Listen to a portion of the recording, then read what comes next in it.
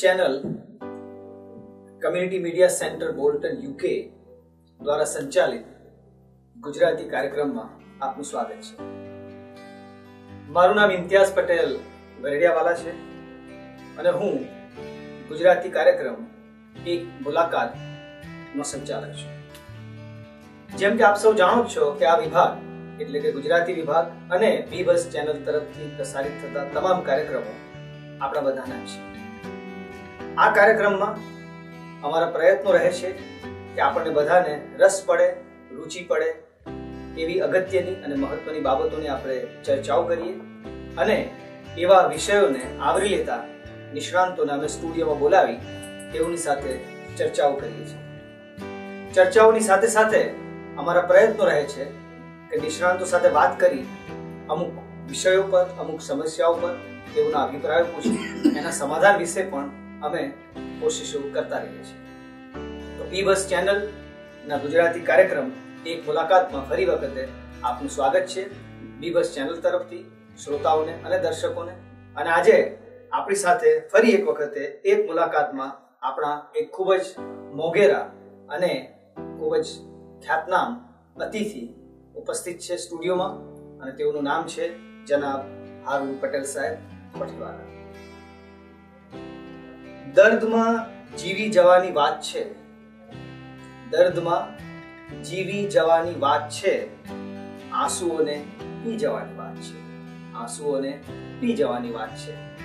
આવા અનેક દાદ માંગી લે એવા શેરોથી જાણીતા થયેલા ગઝલકાર હારૂન પટેલ સાહેબ આજે એક મુલાકાતમાં આપણી સાથે ઉપસ્થિત છે.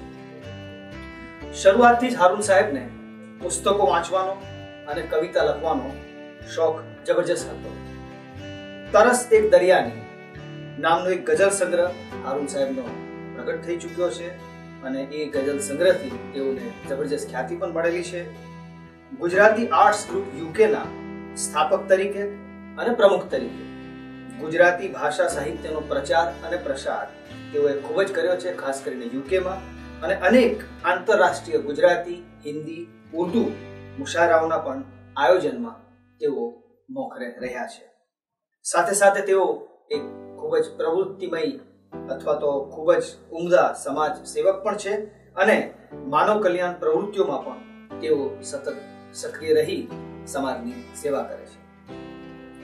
એમનો આ એક જે શેર છે એ મને ખૂબ જ પસંદ છે અને એ શેરથી આપણે હારૂન સાહેબનું આ કાર્યક્રમમાં સ્વાગત કરીએ. તેઓ કહે છે કે સુગંધ મારી માટીની આવે તો જાણું, સુગંધ મારી માટીની આવે તો જાણું, આ હારૂન મારા મલકનો પવન છે, આ હારૂન મારા મલકનો પવન છે. ચાલો આપણે બધાને રસ પડે એવા પ્રશ્નો પૂછીએ હારૂન સાહેબને, એવી વાતચીત કરીએ અને એમના જીવન, કામ અને કવિતાનો પરિચય આપણે હારૂન સાહેબ પાસેથી મેળવીએ. તો હારૂન સાહેબ, બીબસ ટીમ વતી, શ્રોતાઓ વતી અને દર્શકો વતી આપનો ખૂબ ખૂબ આભાર અને સ્ટુડિયોમાં આવવા બદલ આપનો આભાર અને આપનું સ્વાગત છે. તો સૌપ્રથમ હારૂન સાહેબ, અમારા શ્રોતાઓને અને દર્શકોને તમારા બાળપણ વિશે, તમારા ઉછેર વિશે, અભ્યાસ વિશે થોડી માહિતી આપવા વિનંતી છે. આપણે ભારતના ઘણા મોટા ખ્યાતનામ કવિ શ્રી મુરબ્બી હરીશ મીનાસુ, જેમણે મારા સ્વભાવને અનુલક્ષી એક આખી ગઝલ રચી અને તે ગઝલ મને અર્પણ કરી એની પૂર્વ કડીથી આપણે આ પ્રોગ્રામને શરૂ કરીએ કે હું તને સરનામું આપું, હું તને સરનામું આપું, હું તને સરનામું આપું સુન ગઝલ. ક્યા વાત હે, હું તને સરનામું આપું, હું તને સરનામું આપું સુન ગઝલ, ગામ કોઠી નામ છે હારૂન ગઝલ. ક્યા વાત હે, ક્યા વાત. ગામ કોઠી નામ છે હારૂન ગઝલ. આમોદ તાલુકાના કોઠી વાતરછા ગામે 1947 મારો જન્મ થયો અને ઉછેર માતા પિતાના ખોળે તે જ ગામે થયો. પિતાનું નામ ગુલામ અહમદ ઇબ્રાહિમ પોલીસ પટેલ. તેઓ સામાજિક કાર્યકર અને પોલીસ પટેલ હતા અને એમની સેવાથી ખુશ થઈ સરકારે વાલી સાહેબને પોલીસ પટેલ મંડળના પ્રમુખના હોદ્દાથી નવાજેલા અને એકી સાથે 3 ગામોની પટલાઈ છૂટક કરેલી. એમને જે પગાર મળતો તે સંરક્ષણ ફંડમાં પાછા સરકારને પાછો જમા કરાવી આપતા હતા. વાલિદા સાહેબા ઘણા જુદાર, સેવાભાવી, ગરીબો પ્રત્યે ઘણી જ રહેમ નજર રાખનારા, કદાપી એકલા જમવા બેઠા નથી. કોઈ આવે તો સાથે ખાઈએ એવી રાહ જોતા. મારું પ્રાથમિક શિક્ષણ કોઠી અને કુચરમાં થયું અને માધ્યમિક ટંકારિયા હાઈસ્કૂલમાં થયું, જ્યાં મને ભાષા સાહિત્યનું થોડું વાતાવરણ પણ મળ્યું.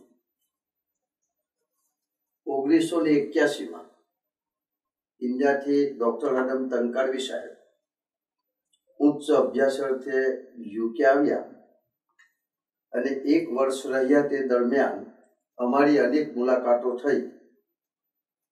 કવિતા વિશે, કવિઓ વિશે વાતો થતી હતી. આ વાતોથી મને પ્રેરણા મળી અને મેં હાઈ સ્ટ્રીટ મુસ્લિમ ગર્લ્સ સ્કૂલના હોલમાં એક ભવ્ય મુશાયરાનું આયોજન કર્યું, જેમાં લેન્કાશાયર, યોર્કશાયર, મિડલેન્ડ એવા 15 કવિ ઉપસ્થિત રહ્યા અને એ 500 શ્રોતાઓની મહેફિલમાં એમને મેં રજૂ કર્યા. અને તે વખતે ભારતથી પધારેલા રિષભભાઈ મહેતા એ અતિથિ વિશેષ તરીકે એ પ્રોગ્રામમાં રહ્યા. એનું રેકોર્ડિંગ થયું અને એ પ્રોગ્રામ ઘણો સફળ રહ્યો. અને ત્યાર પછીથી મુશાયરાઓની માંગ વધતી ગઈ અને આ કારણે 1993માં લગભગ 1993માં ગુજરાતી આર્ટ ગ્રુપ નામે સંસ્થાની રચના કરવામાં આવી, જેમાં ઘણા જ વિખ્યાત કવિ અને લેખક, અમારા સૌના વડીલ જનાબ દીપક બારડોલીકર સાહેબ, ડોક્ટર અડમ તંકાળવી સાહેબ, એમ.એ. જાદવજી સાહેબ અને મરહુમ જનાબ વલીભાઈ દિવેલી સાહેબ અને અન્ય કવિ મિત્રોનો ઘણો સાથ રહ્યો. અને આ સંસ્થાએ ભારતથી ડોક્ટર મણિલાલ પટેલ, ચતુર પટેલ, અશોકપુરી ગોસ્વામી, આદિલ મંસૂરી, ડોક્ટર ચીનુ મોદી, શોભિત દેસાઈ, ડોક્ટર રઈસ મન્યાર, ડોક્ટર મુકુલ ચોકસી તેમજ જગ વિખ્યાત કવિ જનાબ ખલીલ ધનતેજવી સાહેબ જેવા હોનહાર કવિઓને નિમંત્રિત કર્યા. હા, તો હારૂન સાહેબ, આપે આપના બચપન વિશે વાત કરી, આપના વાલિદા વિશે વાત કરી અને બચપનથી જ મતલબ કે ઘરમાં એ પ્રમાણનું વાતાવરણ હતું, સમાજ સેવા અને મતલબ કે માનવ કલ્યાણ, જેમ કે એ પ્રવૃત્તિ હજુ પણ તમે કરો છો. ત્યારબાદ મતલબ કે કઈ સાલમાં તમારે બ્રિટન આવવાનું થયું સાહેબ? 1966માં બ્રિટન આવ્યો. અચ્છા. અને ત્યાર પછી કામે લાગ્યો. મિત્રો સાથે મહેફિલો જમાડી, નવરાશે જે કઈ પુસ્તકો હાથ લાગે તે વાંચ્યા. સમય જતા ગુજરાતી કવિઓનો પરિચય થયો, જેમાં વડીલ યાકુબ મેઘ સાહેબ, કદમ તંકાળવી સાહેબ, સૂફી મનુબળી સાહેબ, એમની સાથે કોઈક વાર ગઝલ શાયરી વિશે વાત થતી અને આમ ગઝલ કવિતામાં રસ વધતો ગયો. તો ગઝલ અને કવિતા તમે જ્યારે ભારત હતા હારૂન સાહેબ, ત્યારે એના તરફ થોડી ઘણી રુચિ અથવા થોડું ઘણું આકર્ષણ હતું? ત્યારે લખવાની કોશિશ કરી? સાંભળતો હતો, લખતો હતો અને ફાડતો. અચ્છા. પરંતુ કવિતા એના ખરા મતલબ અર્થમાં લખવાની શરૂઆત અને મુશાયરામાં ભાગ લેવાની શરૂઆત આપણે તમારા મને એક્સપ્લેનેશન પરથી એવું લાગે છે કે બ્રિટન આવીને 1981 પછી જ્યારે આદમ સાહેબ આવ્યા. અચ્છા. ઉર્દુ અભ્યાસ માટે ત્યારે શરૂ કરી? ત્યાર પછીથી શરૂ થઈ. અચ્છા. અને તમે જે સંસ્થાની વાત કરી, આપણે ગુજરાતી આર્ટ્સ ગ્રુપ, એની સ્થાપના પણ એ દરમિયાન તમે કરી હતી સાહેબ? ના, એ સંસ્થાની સ્થાપના 1993માં થઈ. 1993માં થઈ. અને એ સંસ્થાની સ્થાપના કરવા પાછળનો મુખ્ય હેતુ શું હતો સાહેબ? સાહિત્યનો અચ્છા પ્રચાર. અચ્છા અચ્છા મુશાયરાઓ કવિઓને બોલાવવા બહારથી. અચ્છા અચ્છા. તો ગુજરાતી આર્ટ્સ ગ્રુપ જેની તમે સ્થાપના કરી એના બેનર નીચે તમે જે હમણાં અમારા શ્રોતાઓને અને દર્શકોને જણાવ્યું કે આ બધા લોકલ એટલે કે સ્થાનિક રાષ્ટ્રીય અને આંતરરાષ્ટ્રીય કવિઓને અહીંયા આમંત્રણ આપણે આપ્યું અને ઘણા બધા મુશાયરાઓ અને ઘણી બધી સાહિત્યિક પ્રવૃત્તિનું તમે આયોજન કર્યું. અચ્છા અચ્છા. એ સિવાય ગુજરાતી આર્ટ્સ ગ્રુપમાં બીજી કોઈ પ્રવૃત્તિ હતી? ત્યારે તો ના હતી ના. અચ્છા અચ્છા. મુખ્ય કવિતા મુશાયરાઓનું આયોજન કરવું. અચ્છા અચ્છા. તમારો ગઝલ સંગ્રહ સાહેબ, આપણે એનું ટાઇટલ જે છે તે પણ બહુ સરસ છે કે તરસ એક દરિયાની, અને એ ગઝલ સંગ્રહ આપનો ખૂબ જ લોકપ્રિય થયો. તો એમાંની અમુક ગઝલો મતલબ કે જે સ્વરબદ્ધ પણ થઈ છે, તો મારી તમને વિનંતી છે કે અમારા શ્રોતાઓને અને દર્શકોને એ સંગ્રહમાંથી અમુક ગઝલો આપ સંભળાવશો?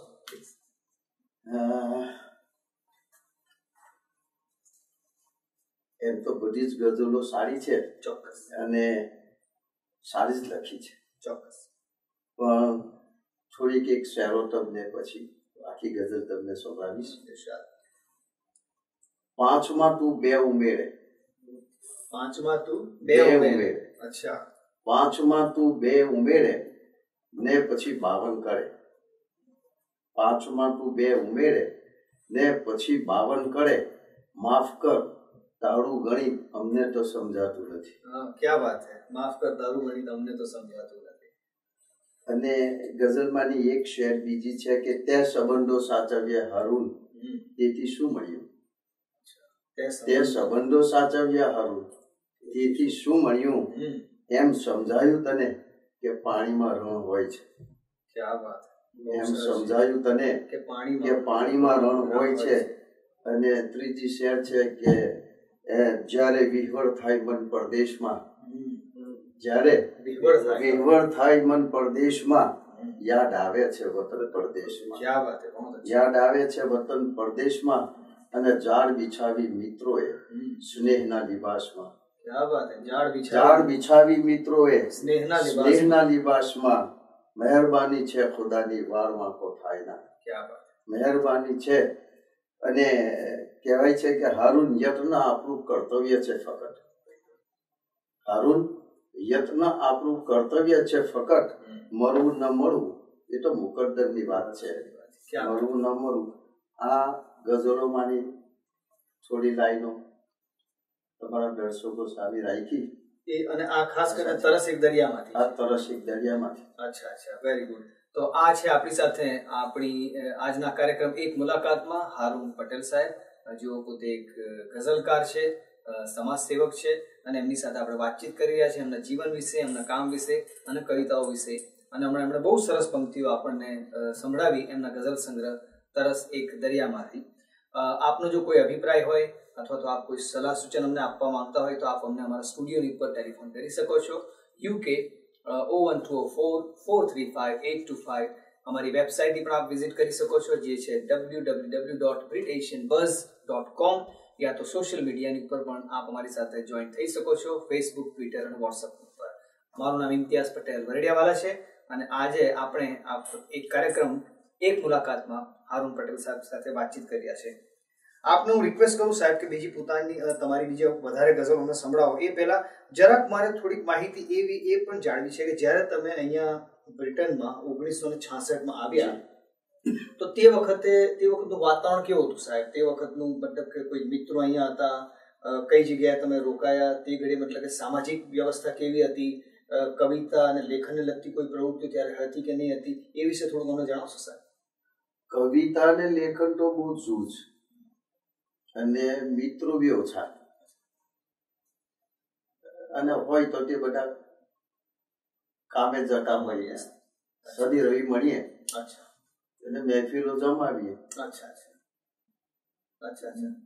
બીજી તો કોઈ પ્રવૃત્તિ હતી ના જ્યારે. એટલે લગભગ તમને આપણે 40-45 વર્ષ બ્રિટનમાં થઈ ગયા. તો સાહેબ ત્યારના સમાજમાં, ત્યારના જે વાતાવરણમાં અને આજના વાતાવરણ સારું. લોકો એકબીજા સાથે સંબંધો સારા, લાગણીશીલ, એનું કઈ કમ્પેર થાય એવું નથી. એ પહેલાનું જે હોય ને હમણાંનું ખરાબ છે. હમણાં કોઈને પૂછતું નથી. એટલે બહુ મોટો ફરક આવેલો છે. ઘણો મોટો સમાજમાં, સંબંધોમાં, માણસોમાં બધે. અચ્છા. અને આજે જૂની પેઢી અને નવી પેઢી વિશે પણ તમારો શું અભિપ્રાય છે, એક લેખક તરીકે, કવિ તરીકે, કે એમનામાં આપણે અન્ડરસ્ટેન્ડિંગ છે? જૂની પેઢીમાં ડિસિપ્લિન બરાબર. તમને ખબર જ છે કે તે વખતે ડિસિપ્લિન ઘણું હતું. હવે એ નથી રહ્યું. છે થોડું ઘણું, વધારે પડતું નહીં. અચ્છા. ઓકે. અને હારૂન સાહેબ, તમારા જે વિષયો જે છે, ગઝલ લખવાના, કવિતા લખવાના, એની પ્રેરણા એ વિષયો તમે ક્યાંથી શોધો છો? ભાઈ એ તો કુદરતી છે. એ તો આવી જાય છે.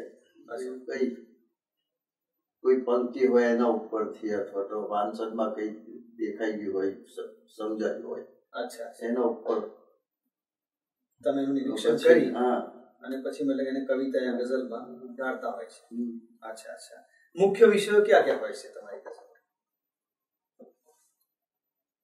તમે તો કહો છો કે ચાપકા મારો છો.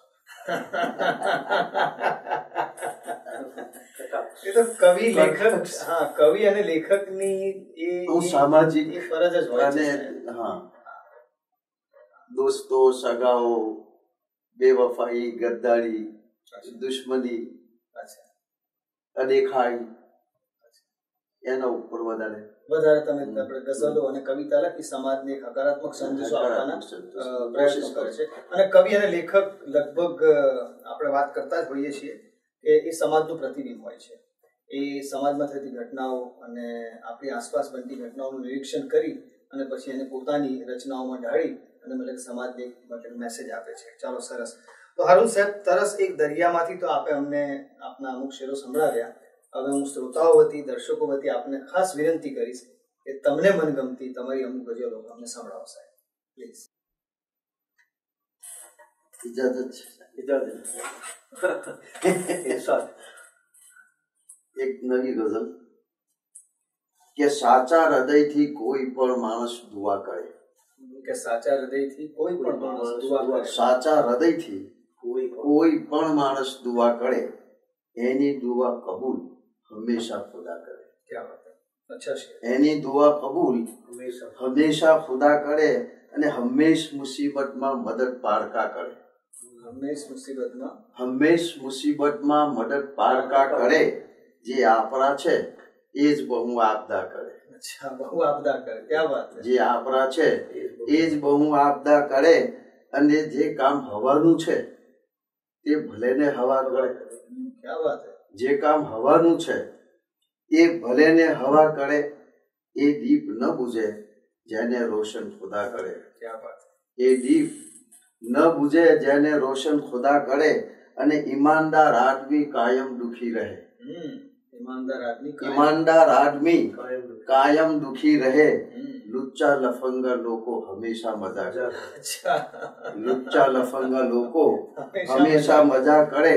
અને નેકી બદીને કોણ વિખૂટા કરી શકે. નેકી બદીને કોણ વિખૂટા કરી શકે. નેકી બદીને કોણ વિખૂટા કરી શકે. જો થઈ શકે તો ફૂલને કાંટા જુદા કરે. જો થઈ શકે તો ફૂલને કાંટા જુદા કરે. અને મકતા છે કે હારૂન ગુનેગાર તો આઝાદ ફરે છે. હારૂન ગુનેગાર તો આઝાદ ફરે છે. નિર્દોષને આ દુનિયા હંમેશા સજા કરે. નિર્દોષને આ દુનિયા હંમેશા સજા કરે. અને સાચા હૃદયથી કોઈ પણ માણસ દુઆ કરે, એની દુઆ કબૂલ હંમેશા ખુદા કરે. ક્યાં વાત હે. સાચા હૃદયથી દુઆ કરે અને દુઆ ખુદા કબૂલ કરે. તો આપણી સાથે છે હારૂન પટેલ સાહેબ, જેઓ પોતાની કવિતા અને ગઝલો દ્વારા સમાજમાં બનતી ઘટનાઓ અને ખાસ કરીને સંબંધો અને અદેખાઈ અને સમાજમાં જે અમુક નકારાત્મક તત્વો છે એને ધ્યાનમાં રાખીને તેઓ પોતાની કવિતા દ્વારા અથવા તો પોતાના ગઝલ સર્જન દ્વારા સમાજને એક હકારાત્મક સંદેશો આપવાના પ્રયત્નો કરે છે. તો હું ફરી વખત શ્રોતાઓ અને દર્શકો વતી હારૂન સાહેબને વિનંતી કરીશ કે પોતાની મનગમતી બીજી એક કવિતા, બીજી એક ગઝલ આપણને સંભળાવે. હારૂન સાહેબ. ગઝલ છે કે મનમાંથી વેર ઝેર ને નફરત ફગાવીએ. મનમાંથી વેર ઝેર ને નફરત ફગાવીએ. ભેગા મળીને આજનો અવસર મનાવીએ. ક્યાં વાત. ભેગા મળી આજનો ને આજનો અવસર મનાવીએ. અને શૈતાનની ઓકાત શું આપણને ડરાવે? શૈતાનની ઓકાત શું આપણને ડરાવે? ઇન્સાનિયતની જ્યોત ઘરે ઘર જલાવીએ. ઇન્સાનિયતની જ્યોત ઘરે ઘર જલાવીએ અને અખલાકનો સંદેશ લઈ નીકળી પડો. અખલાકનો સંદેશ લઈ નીકળી પડો. શત્રુઓને પણ આપણા મિત્ર બનાવીએ. શત્રુઓને પણ આપણા મિત્ર બનાવીએ. અને કાંટા જે પાથરે છે ગમે તેના માર્ગ પર. શેરશૂન્ય સાહેબ, કાંટા જે પાથરે છે ગમે તેના માર્ગ પર એની ગલીમાં ચાલને ફૂલો બિછાવીએ. એની ગલીમાં ચાલને ફૂલો બિછાવીએ. અને હારૂન આપણામાં નથી એકતા નહીતર. હારૂન આપણામાં નથી એકતા નહીતર દુનિયાને આંગળીના ઈશારે નચાવીએ. દુનિયાને આંગળીના ઈશારે નચાવીએ અને મનમાંથી વેર જેને નફરત ફગાવીએ. ભેગા મળીને આજનો અવસર મનાવીએ. ક્યાં વાત છે સાહેબ, બહુ સરસ ગઝલ છે, બહુ સરસ પંક્તિઓ છે. ઇન્સાનિયતની જ્યોત ઘરે ઘર જલાવીએ. તો બીજી એક ગઝલનો અવકાશ છે સાહેબ, તો મારી વિનંતી છે કે આખીરમાં એક ગઝલ તમારી મનપસંદ. બિલકુલ સાહેબ, સંભળાવો સાહેબ. મને ભેટ રૂપે મળી ગઈ ઉદાસી. મને ભેટ રૂપે, મને ભેટ રૂપે મળી ગઈ ઉદાસી ને જીવતરની જાગીર બની ગઈ ઉદાસી. આ લોકો તો સુખને એ માણી શકે ના. આ લોકો તો સુખને એ માણી શકે ના. અમોને જુઓ આ સદી ગઈ ઉદાસી. અમોને જુઓ આ સદી ગઈ ઉદાસી. અને આ રસ્તેથી ઉંબર સુધી આવી ગઈ પણ. આ રસ્તેથી ઉંબર સુધી આવી ગઈ પણ તને જોઈ પાછી વળી ગઈ ઉદાસી. તને જોઈ પાછી વળી ગઈ ઉદાસી. અને ખરું જો પૂછો તો બેચેન છે હૈયું. ખરું જો પૂછો તો, ખરું જો પૂછો તો બેચેન છે હૈયું. અને તોય અમને ગમી ગઈ ઉદાસી. અને તોય અમને ગમી ગઈ ઉદાસી. અને હવે તો નશે નશમાં દોડે છે મિત્રો. હવે તો નશે નશમાં દોડે છે મિત્રો. હવે લોહી સાથે ભળી ગઈ ઉદાસી. હવે લોહી સાથે ભળી ગઈ ઉદાસી. અને તબીબો દવાની જરૂરત નથી કઈ. તબીબો દવાની જરૂરત નથી કઈ. અમોને તો કોઠે પડી ગઈ ઉદાસી. અમોને તો કોઠે પડી ગઈ ઉદાસી. અને નિશાસાના બદલે મેં ખોખાડો ખાધો. નિશાસાના બદલે મેં ખોખાડો ખાધો. કરિશ્મો થયો હચમચી ગઈ ઉદાસી. કરિશ્મો થયો હચમચી ગઈ ઉદાસી. અને મારી પાસે આવી એ શણગાર પહેરી. મારી પાસે આવી એ શણગાર પહેરી. જુઓ કેવી ફિક્કી પડી ગઈ ઉદાસી. જુઓ કેવી ફિક્કી પડી ગઈ ઉદાસી. અને મગતા છે કે નીકળ્યો તો હારૂન ખુશી શોધવા પણ. નીકળ્યો તો હારૂન ખુશી શોધવા પણ. ગલીના જ નાકે મળી ગઈ ઉદાસી. ગલીના જ નાકે મળી ગઈ ઉદાસી. મને ભેદ રૂપે મળી ગઈ ઉદાસી. ને જીવતરની જાગીર બની ગઈ ઉદાસી. ક્યાં વાત છે. તો આ હતા આજના કાર્યક્રમમાં આપણી એક મુલાકાતમાં કવિ શ્રી હારૂન પટેલ સાહેબ. શરૂઆતમાં પણ જેમ કહ્યું તેમ કે દર્દમાં જીવી જવાની વાત છે. દર્દમાં જીવી જવાની વાત છે. આંસુઓને પી જવાની વાત છે. આવા સરસ શેરો આપણને સંભળાવ્યા હારૂન સાહેબે. અને અંતમાં પણ એમની જે છેલ્લી ગઝલ હતી ઉદાસી પર કે ગલીના જ નાકે મળી ગઈ ઉદાસી. આવા સુંદર શેરો સાથે હારૂન સાહેબ સાથે આપણે વાત કરી. એમના જીવન વિશે, બાળપણ વિશે, બ્રિટનમાં એમના વસવાટ વિશે. અને છેલ્લે જતા જતા હારૂન સાહેબને વિનંતી કરીશ કે એક કવિ તરીકે, લેખક તરીકે, સામાજિક કાર્યકર તરીકે આપ અમારા શ્રોતાઓને અને દર્શકોને શું સંદેશો આપવા માંગશો સાહેબ?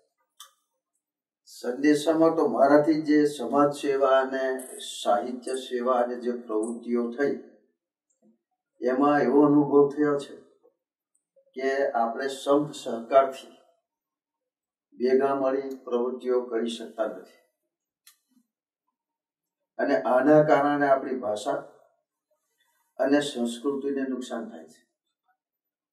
એક જ વાક્યમાં આખી વાત સમજાય તો કહું કે દુર્જન ત્યારે જ પોતાના ઈરાદાઓમાં કામયાબ થાય છે. દુર્જન ત્યારે જ પોતાના ઈરાદાઓમાં કામયાબ થાય છે, જ્યારે એને ખબર પડી જાય છે કે સજ્જનો નિષ્ક્રિય અને નાઈલાજ છે. તો હવે સાહેબ જી તમને ઇમ્તિયાઝ પટેલને, ફારૂકભાઈ અઝીઝ, જી બીજના તમામ કાર્યકર્તાઓને નો આભાર. અને એમના માટે એક શેર ઉર્દૂની તમારા માટે કે वो जिनको देख के खुदा की याद आए, वो जिनको देख के खुदा की याद आए, वो जिनको देख के खुदा की याद आए, हम उन बूतों का बहुत एहतराम करते हैं. क्या बात है. તો આ હતા આપણી સાથે હારૂન પટેલ સાહેબ. એક કવિ તરીકે એમની પાસે થોડોક મતલબ કે સમાજ પ્રત્યે અને સમાજમાં બનતી અમુક ઘટનાઓ પ્રત્યેની થોડીક શિકાયતો છે, જે એમણે બહુ સુંદર રીતે, હકારાત્મક રીતે પોતાની કવિતાઓ દ્વારા આપણને સંદેશો આપવાના પ્રયત્ન કર્યા કે આપણે આપણા સમાજમાં સંપની જરૂર છે, સમજની જરૂર છે, અને સજ્જનોને મતલબ કે સારા સારા કામ જો કરતા હોય તો એ લોકોને આગળ લાવવાની અને એ લોકોને પ્રોત્સાહન આપવાની પણ આપણે જરૂર છે. તો આ રીતે આપણે ન ફક્ત આપણે આપણા સમાજને પરંતુ આવનારી પેઢી માટે પણ આપણે એક અમુક સારા ઉદાહરણો છોડી જઈશું. હું બી બઝ ચેનલ વતી, કમ્યુનિટી મીડિયા સેન્ટર બોર્ડ યુકેની આખી ટીમ વતી હારૂન સાહેબનો ખૂબ ખૂબ આભારી છું. દર્શકો વતી, શ્રોતાઓ વતી આપ સાહેબ અમારા સ્ટુડિયોમાં આવ્યા અને આટલી સારી સારી વાતો કરી, હકારાત્મક વાતો કરી, પોતાની ગઝલોની અમારા સુધી પહોંચાડી. અને જેમ કે દરેક મુલાકાતમાં એવું જ થતું હોય છે કે જેટલા પણ મહેમાનો આપણી સાથે આવે છે તેઓ એક બહુ સરસ યાદ આપણી સાથે છોડી જતા હોય છે, એક બહુ સરસ યાદોનો મતલબ કે ઝુમકો આપણી સાથે છોડી જતા હોય છે. એવી જ રીતે આજે હારૂન પટેલ સાહેબે પણ આપણી સાથે સરસ સરસ વાતો કરી, સરસ સરસ ગઝલો સંભળાવીને આ મુલાકાતને એક યાદગાર મુલાકાત બનાવી. એ બદલ આભાર. મારું નામ ઇમ્તિયાઝ પટેલ વરેડિયાવાલા છે. હું બી બઝ ચેનલ ગુજરાતી કાર્યક્રમ એક મુલાકાતનો સંચાલક છું. આ કાર્યક્રમ જોવા બદલ, સાંભળવા બદલ આપનો ખૂબ ખૂબ આભાર. આપ જ્યાં પણ રહો ત્યાં તંદુરસ્ત રહો, આનંદમાં રહો અને પોતાની આસપાસની વ્યક્તિઓને પણ આનંદમાં રાખવાની કોશિશ કરશો. આપનો